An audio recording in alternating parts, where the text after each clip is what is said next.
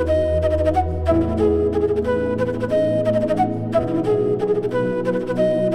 Guys, तर कसे आहेत तुम्ही? तर मी परेश भोईर ब्लॉग्स या यूट्यूब चॅनलवरती तुमचं सर्वांचं स्वागत करत आहे. तर गाईज, केदारनाथ आणि बद्रीनाथ सिरीजमधला आजचा दिवस आहे 7वा आणि आपण सध्या आहोत ते म्हणजे पिपलकोटीमध्ये. आणि आज आपण चाललो आहे मॉर्निंग वाजलेत 7 आणि आपण चाललो आहे ते म्हणजे बद्रीनाथ दर्शनासाठी. आणि सगळे बाहेर उठलेत आणि आम्ही सर्वात लेट झालो आहे. आता जाऊया, पहिला सर्वप्रथम नाश्ता करूया. नाश्ता करून झाल्यावर बद्रीनाथला जायला निघूया. आजच्या ब्लॉगमध्ये खूप जरा धमाल होणार आहे, कारण की कालपासून सर्व मस्ती करतायत, भरपूर अशी मस्ती करतायत. तुम्हाला या ब्लॉगमध्ये संपूर्ण आजचा दिवसाचा सगळी माहिती बघायला भेटणार आहे. तर ब्लॉग शेवटपर्यंत पहा. तर चला आता आपण नाश्ता करूया. शेखर भाऊ तुम आगे बढ़ो, हम तुम्हारे साथ हैं. शेखर भाऊ आगे बढ़ो, हम तुम्हारे साथ हैं. आपली निशाणी शेखर भाऊ. गाईस, चला आता आपला नाश्ता झालेला आहे आणि आपण निघतोय बद्रीनाथ धामसाठी. चला आता प्रवासात तुम्हाला सर्व काही दाखवतो.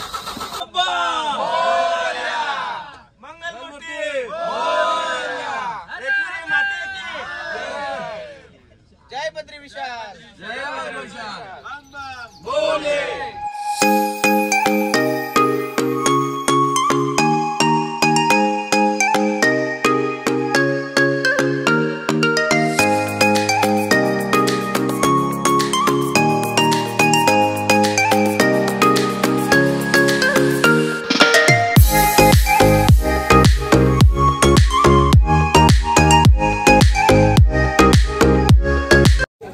आपण आता बद्रीनाथ धाम मध्ये पोहोचलोय आणि आपल्या सोबत आहेत दादा. कसा वाटला? एकदम मस्त. किती टाइम गेला आपला प्रवास?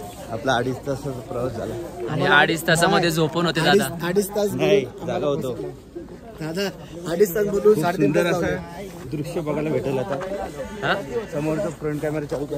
हो बघा गाईस, सगळे आता मंदिराकडे चालले दर्शनासाठी. आणि बघा एक नंबर आहे बघा. ऐकवा, पिण्याचं पाणी इथूनच भरतात बॉटल मध्ये. सो गाईस, मंदिराकडे जाण्यासाठी रस्ता बघा. आणि इकडे जर तुम्ही येत आहे तर स्वेटर कानटोपी घालून या. सुरुवातीला मी विचार केला की इथं थंडी नसेल, पण इकडे भरपूर थंडी आहे.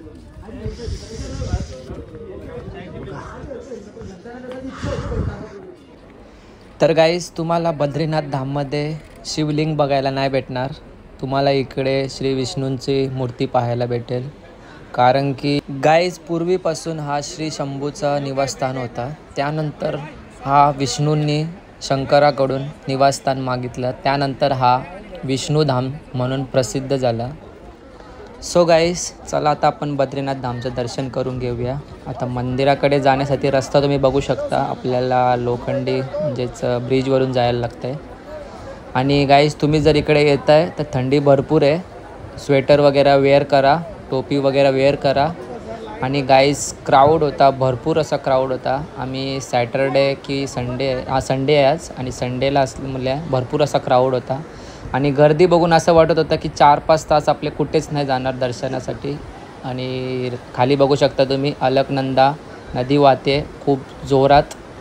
आणि ते बघू शकता, ते आहे बद्रीनाथ धाम. फायनली गाईज, आपण मंदिराच्या द्वारमध्ये आलोय. हे बघू शकता तुम्ही. एवढा टाईम आपण हा मंदिर व्हिडिओमध्ये पाहत होतो. फायनली आपण आलोय.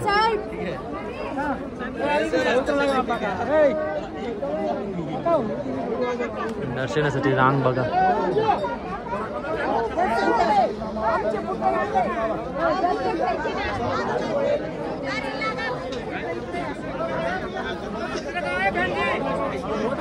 फोटो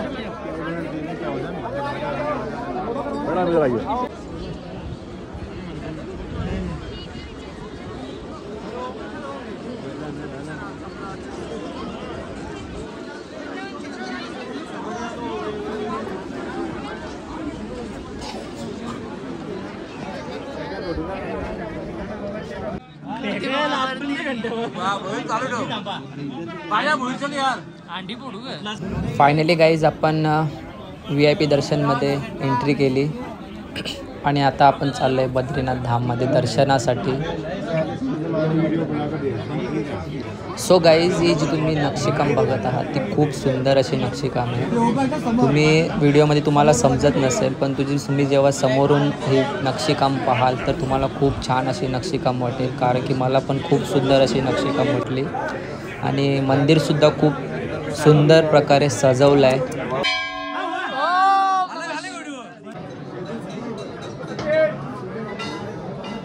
तर गाईज आता वाजलेत 12 आणि आरतीला झाली आहे सुरुवात, म्हणून दर्शन रांग थांबवली आहे. हे बघा,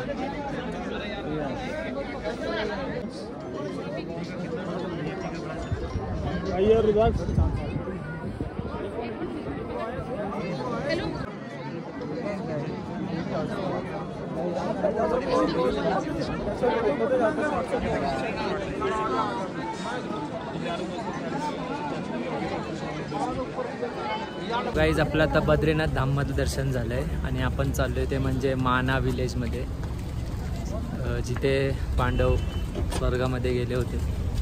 तिकडे तुम्हाला तर मी दाखवतो. आणि इकडे जर तुम्ही येत आहे तर प्रायव्हेट गाडीने या, कारण की इकडे भरपूर अशी गर्दी आहे, ट्रॅफिक जॅम.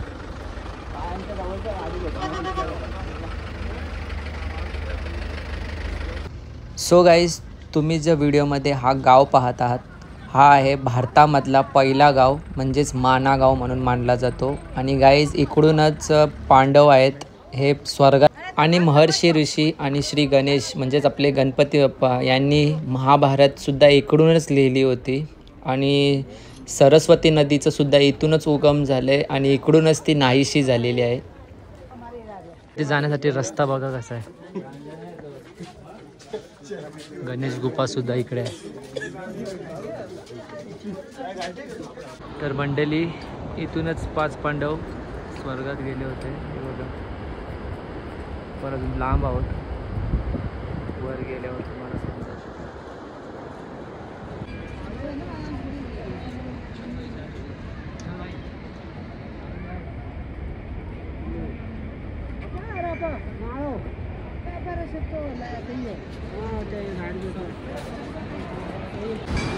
तर मंडळी, तुम्ही ही जी नदी पाहत आहात ही आहे सरस्वती नदी, जी की तुम्हाला माना गावमध्येच पाहायला भेटेल. यानंतर ती नदी नाहीशी होते, कारण की ज्या वेळेला गणपती बाप्पा आणि वेद ऋषी महाभारत लिहित होते त्यावेळेला ही सरस्वती नदी रौद्र रूपमध्ये वाहत होती.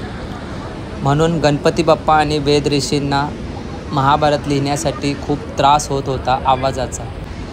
त्यामध्ये गणपती बाप्पांनी सरस्वती नदीला सांगितलं की तू शांतपणे वहा, मला महाभारत लिहिण्यासाठी खूप त्रास होत आहे. पण सरस्वती नदी गणपती बाप्पांचं एक पण ऐकली नाही. त्यामध्ये गणपती बाप्पांनी रागाने, मनुष्य जाती तुला इकडूनच पाहू शकेल आणि इकडूनच तू नाहीशी होशील, म्हणजेच तू सरळ पाताल. तर मंडळी, आहे स्वर्गात जाण्याचा गेट, जो काही पांडव इकडूनच स्वर्गात गेले होते. आणि तुम्ही बघू शकता 5 पांडव आणि त्यांची बहीण द्रौपदी इकडूनच स्वर्गात गेली होती. मंडळी, तुम्ही जो हा ब्रिज पाहत आहात हा भीमशिला आहे. सरस्वती नदी ओलांडण्यासाठी भीमाने दगड उचलून ठेवलेला होता, त्याला भीमशिला म्हटलं जातं. आणि जी वाहत आहे ही आहे सरस्वती नदी. पुढे जाऊन नाहीशी होते.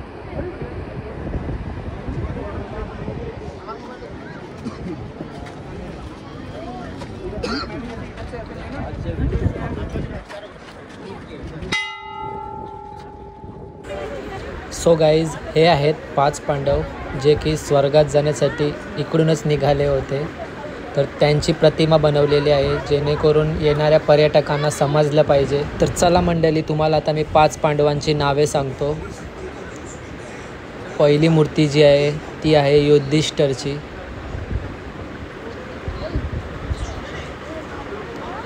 आणि ही दुसरी मूर्ती जी आहे ती भीमाची आहे.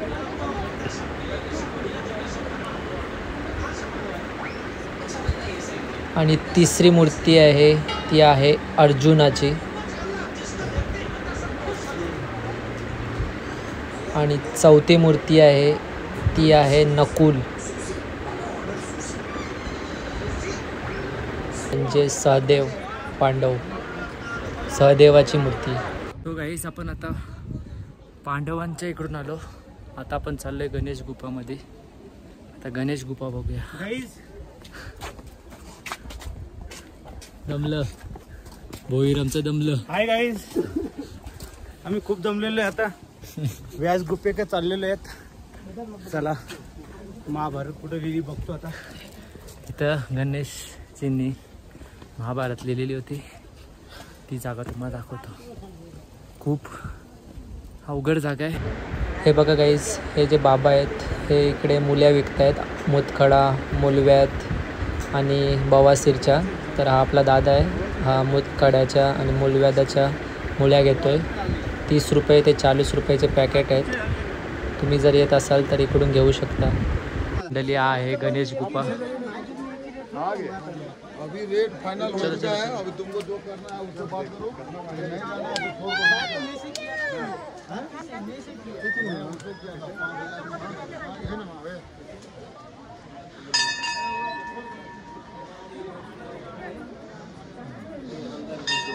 गणपती बाप्पा मोरया.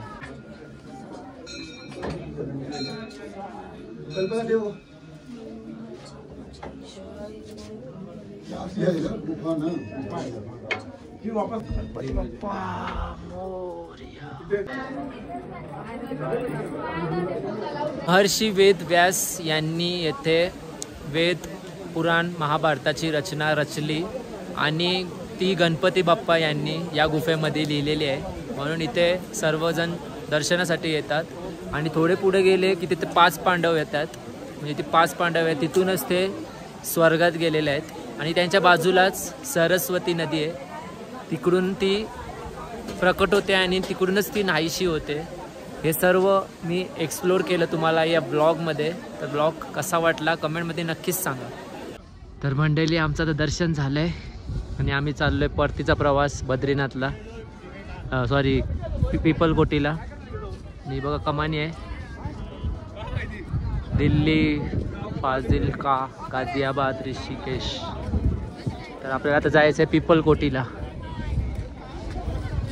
सो गाईज आपण आता चाललोय हॉटेलवर आणि आपल्याला लागलाय लॉंग जॅम. भरपूर असा मोठा जॅम लागलाय आपल्याला. बघूयात आपण किती मोठी जॅम लागले.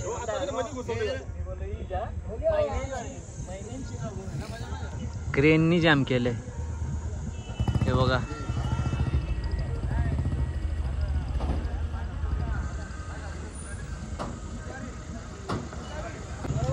हे बघा आमची माणसं करताना गाडी ट्रॅफिक क्लिअर करताना बघा.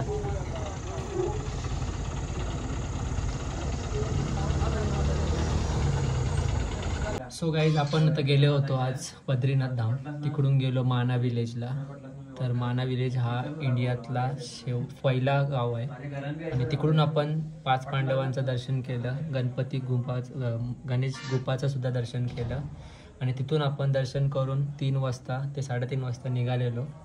आणि रस्त्यात आपल्याला एवढी ट्रॅफिक भेटली, 2-2.5 तास आपण ट्रॅफिकमध्येच अडकलेलो. आणि आपण आता जस्ट म्हणजेच मॅपमध्ये सुरुवातीला 7 वाजताचा टायमिंग दाखवत होता आणि आत्ता घरी पोचले, म्हणजे हॉटेलवर पोचले 9 वाजता. म्हणजे एवढा टाईम आपला ट्रॅफिकमध्ये गेला. तर आता आलो आणि फ्रेश वगैरे झालो. तर चला आता आपण जेवण करूया आणि लवकरात लवकर झोपूया, कारण की उद्या आपल्याला लवकरात लवकर निघायचं आहे ऋषिकेश टू हरिद्वार. आजचा मेनू आहे डाळ भात, चवळी, उसळ, चपाती आणि नळी. मंडळी जेवण वगैरे मस्त झाले आपलं. आजचं जेवण खूप छान होता. चवळीची भाजी आणि डाळ भात माझा फेवरेट आहे. आणि पोट भरून जेवलो आणि आता थंडी वाढत चालली. तर चला आता आपण आपल्या ब्लॉगला इथेच एंड करूया. कसा वाटला तुम्हाला आजचा ब्लॉग जर आवडला असेल तर ब्लॉगला लाईक आणि जास्तीत जास्त शेअर करा. आणि आपल्या चॅनल जर कोण नवीन असेल तर आपल्या चॅनलला सबस्क्राईब केल्याशिवाय जाऊ नका. भेटू आपण अशाच आपल्या पुढच्या व्हिडिओमध्ये. उद्याचा ब्लॉग बघायला विसरू नका.